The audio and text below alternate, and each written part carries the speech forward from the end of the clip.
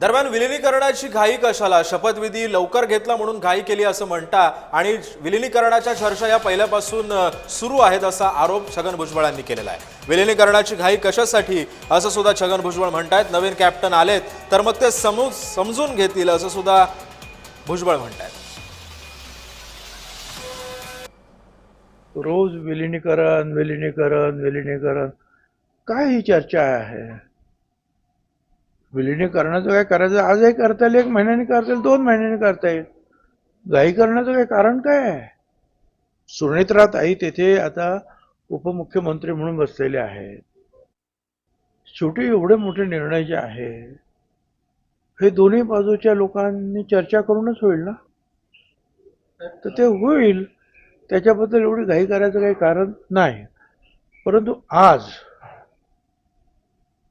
ते ठरलंच होतं, ते झालंच पाहिजे ह्या म्हणण्यात काहीच आता अर्थ राहिला नाही।